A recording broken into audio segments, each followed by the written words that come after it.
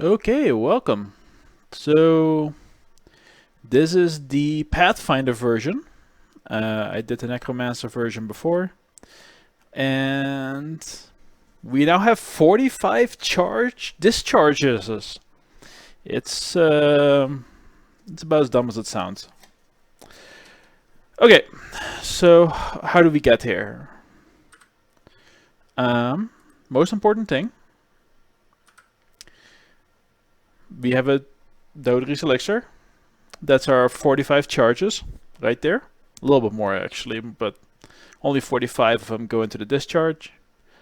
Then we have the Umbilicus Immortalis. Okay, so what does this do? Flasks don't affect you. The game doesn't know that your flask is active. It does know that you used the flask. This is important, we'll cover it later on. And that means that if we pop this flask, we give 3 endurance, 3 frenzy, and 3 power charges to 5 specters for 45 charges.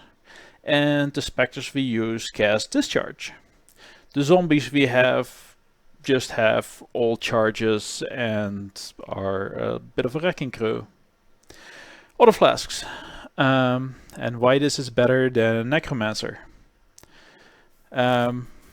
So we can run more flasks than the necromancer version because we don't need the trader to generate flask charges. This flask, I did the math wrong. Anyway, 68% increased damage, pretty respectable. 6% regen, not bad. And a lot of accuracy, like probably 40%-ish, low 40s. So, not outside the range of what the necromancer ascendancy would give you. Also have this guy, 45% increased crit, yay, more armor. On hindsight, maybe better if I had increased evasion, but that's because of things I figured out later on in the build. Got 2 of these, so that gives me 2 shots of 45 charges, and usually that kills anything. This is spare.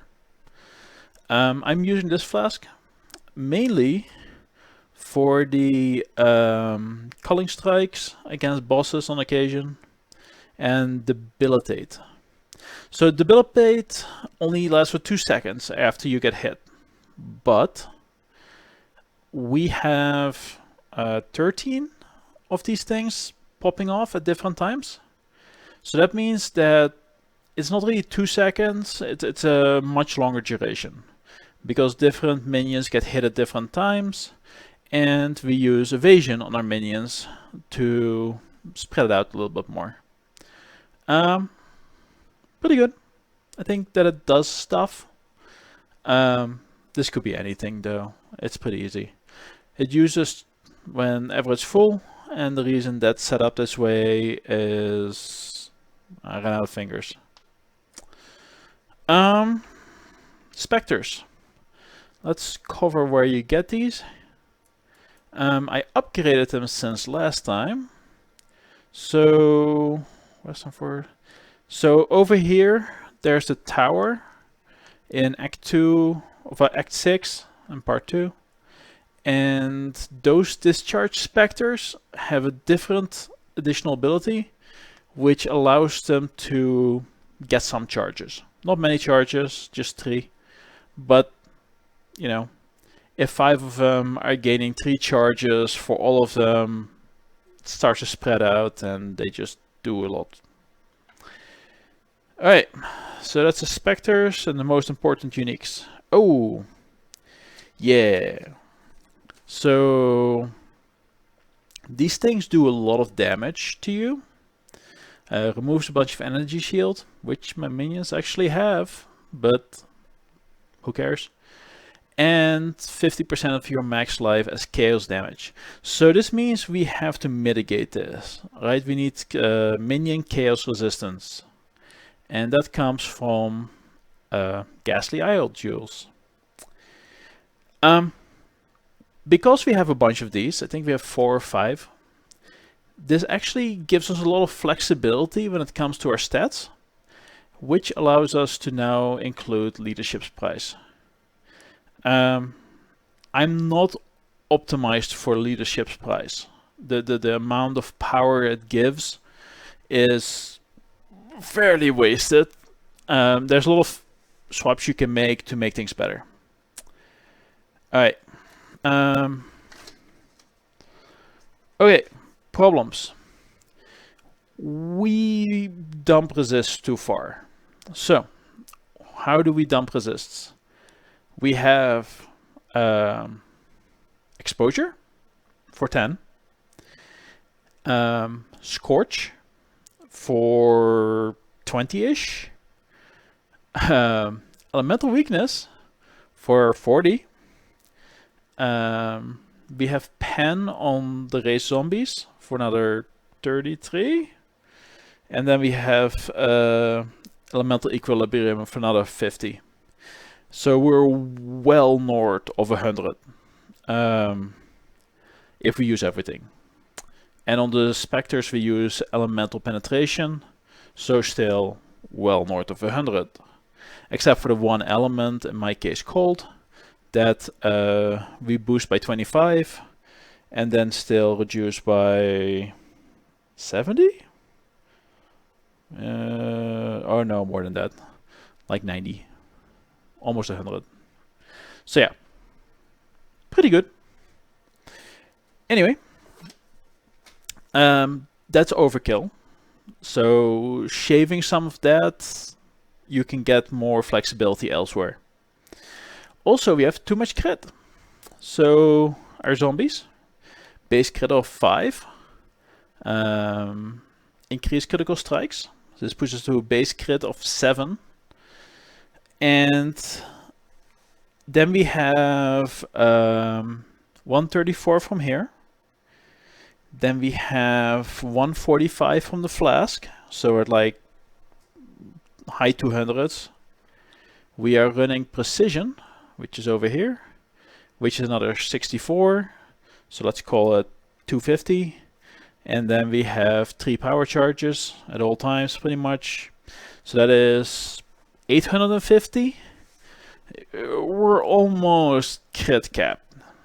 You add brittle to that, our crit chance is like 150%.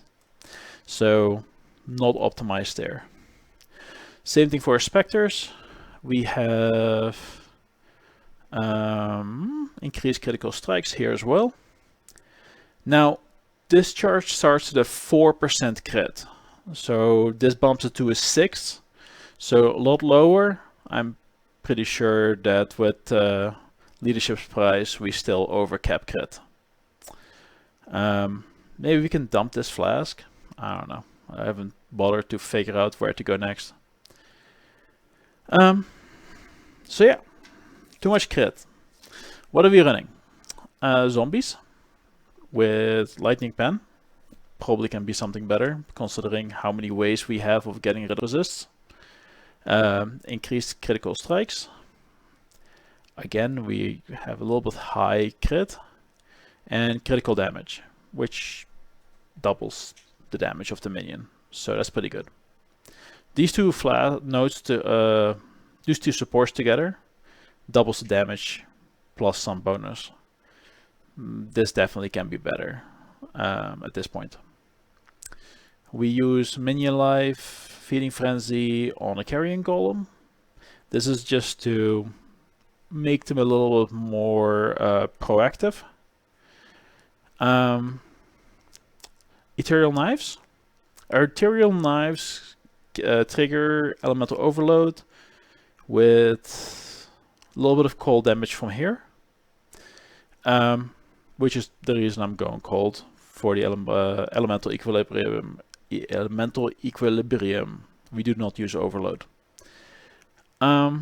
increase critical strikes, unbound ailments, which is silly, and power charge on critical. We just do this for more crits, more charges for our flasks. Steel skin, vitality, elemental weakness, and then flame dash. And we have grace and precision. Grace with our Watcher's Eye Jewel is like 14% movement speed, which is huge for this build. Right? Your flasks don't affect you, so it's pretty good to have that. And then plus on spell gems and crit. Yep, that's about it. And this one had an Abyss socket. I'm pretty happy about that. Had int, not happy about that. So that had to be mitigated for leadership's price.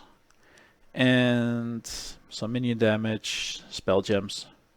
So our specters are 25, which is enough to get the additional specter and makes everything silly. Passive tree. Alright. So I'm not sure this does anything. Maybe flask duration. I don't think the effect works. This node literally gives you nothing. Again, maybe duration. Removing bleed when you use a flask does work. Removing corrupted blood when you use a flask does work. Recover 6% of life when you use a flask does work. And gain a flask charge when you deal critical strike, it works as well. Flask charges gained. Less elemental damage, pretty good. Well, reduced, even better. Gain flask charges, pretty good. Chance not to use flask charges, mixed blessing. Sometimes you think like, oh, did I not hit this button? And then you hit it again and do more damage to your minions. Sometimes you can overflask, which will kill your minions. Whoops. Remove an ailment when you use a flask. Does work. Is this useful? Not really. Like, I mean, you remove it, but you have no window of immunity or anything else. So, pretty weak. And chance to freeze, shocker, and ignite during any flask effect. It's never during a flask effect. Right? Our flasks are never. So yeah. Alright, let's take a look at what it runs. Flask charges, regen, jewel socket. They're all the same jewels, pretty much. This one's different. This gives us the movement speed, 14%, while affected by grace. And get a flask charge when you do a crit while affected by precision. Awesome. More charges. Effective non-damaging ailments. Pretty good. So yeah, this is 3 resist, and 20% of non-damaging ailment. The rest of it really doesn't matter, because all of our damage is pretty much physical except for a teeny bit on the ethereal knives, right? We have 100 cold versus 3,500 fizz. Yeah. Regen, very useful.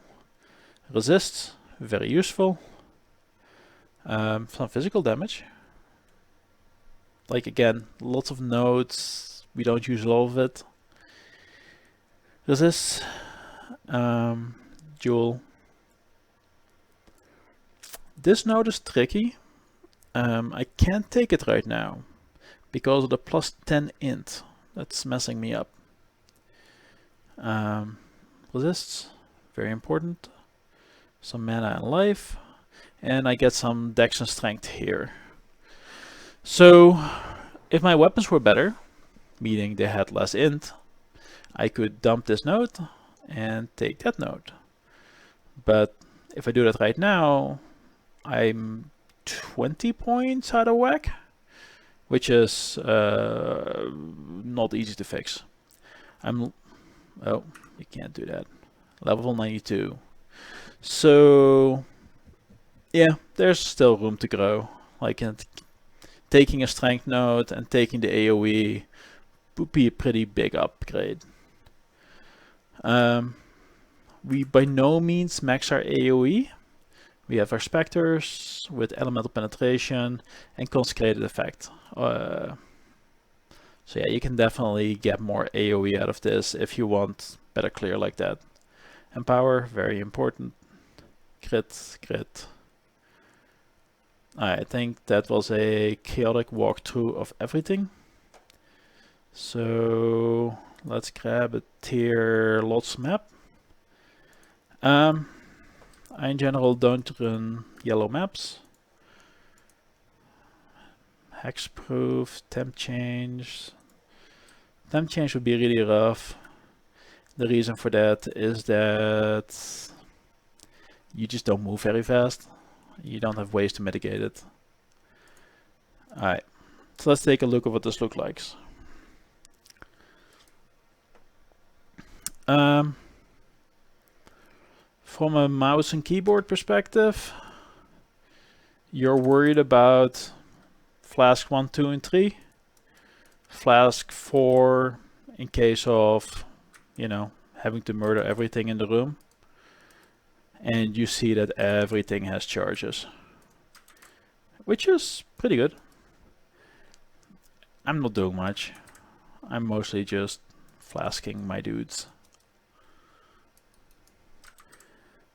And you can see that that movement speed I have, pretty good. And my minions, like even after all that, like running up through all of that trash, they regenerate up pretty quick once you stop, because then the holy ground kicks in. Anyway, I'm looking for the boss, because that's the only interesting bit. Might have a Maven, didn't check. Maven can get tricky. Also, you saw how he healed there? You can't do that as a necromancer. Like you have no way of doing healing like that. I think that's the biggest quality of life, is being able to heal. And yeah. Oh, hey, Maven. Best part about Maven on this map, being able to find the boss. Anyway, I have no idea what the boss is. Still alive though. We'll see when Maven leaves. So those purple-ish auras. Oh, he's about half that. That is gaining charges. And you can see that, you know, I'm still gaining charges, even though nothing is dying. You have to be a little bit more patient, and don't be silly. Is he dead? No, he's not. He's there. Anyway, 5% in decreased crit. Oh, he's also shocked and frozen, and you know, all the things, because that's how the game works.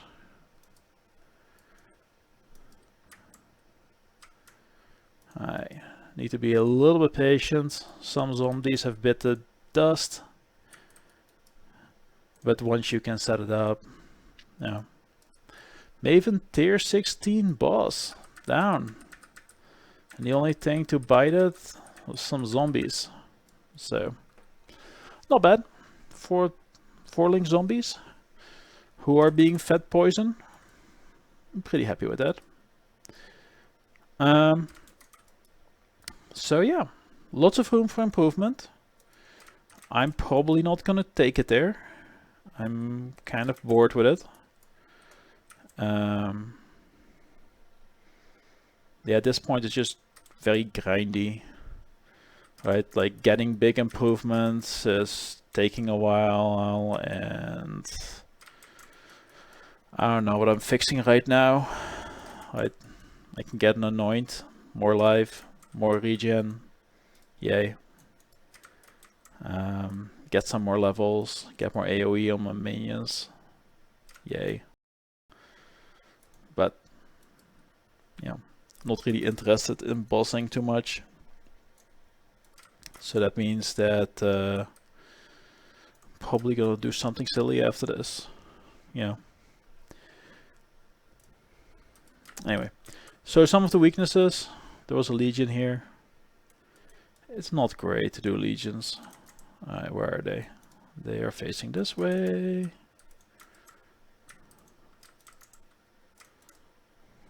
And you can see that, like, as soon as you use a flask, you know, the next one explodes. And you can just murder everything. Things just die. For these types of encounters, like, if you can circle and effectively train your minions on them, then it's pretty good. And then when you pick up loot, that's when you risk dying. Things you cannot do. No regen. Yeah. I've done some no regen maps, the softcore way. Like, I had to do it for the completion, and it was corrupted. Yeah, not a great feeling. Anything exceptionally interesting here? Quantity. Immune to physical is a freebie. Quant. Pack size. Alright. Well, know where we're going with this one. There we go. Pack size. Sure. Rarity is trash. Or at least I don't understand it. And quant? 30% of life. That's a little bit sketch. But it's only the last one. Anyway. So, yeah, you have no idea what's going on. There's explosions everywhere. Whenever you get worried, you start using more flasks. And whenever you use flasks, you heal. And all our minions are alive. Yeah, this is fine. And they're still doing stuff. The golem is usually a pretty good indicator as to whether or not you have to be worried. You know? There we go. I think that when they say that, you're safe too. Ish. I mean, safe from the encounter. So, yeah. Not bad. It's doable. It doesn't require a lot of budget. This is a higher budget than you need. Did we kill everything? Yeah, we did. Alright. So what do you actually need? Because this is silly budget. You need a couple of these. This should cost you some chaos. And you need this belt. And you need Ray Specters, which is an elk, maybe? And the rest of it is however you fill it up. Right? You don't need to do the conversion. That's optional. Oh, you do need a way to handle the chaos resistance. There's other ways of doing it. This one is just nice and flexible. I can get a bunch of life out of it, and it allows me to run this. But there's different ways to approach that problem and solve it. So yeah, there you go. I think this is probably gonna be it for this build. It's doing fine, you know, but this part of the game isn't as enjoyable to me, so I'm gonna walk away from it. And if you're looking for something that you can definitely tinker with and improve, his is one of them, right? There's no anoint. Missing some levels. Questionable decisions around some of the supports. Maybe skip zombies altogether. I don't know. Maybe that's an option. Haven't tried it. 35% movement speed boots. Awesome. Get those. It will definitely improve your quality of life. And for me, it was worth it to pick up the 14% here and run Grace. And you know, it's not like it's that bad. Like, I'm at 7,000 resist of evasion. 35%. Something. Not resist cap. Yeah, let's not talk about that. That would require some catalyst to fix at this point. So that's it. 45 charge discharge by virtue of feeding poison to specters and having them explode. It's pretty solid.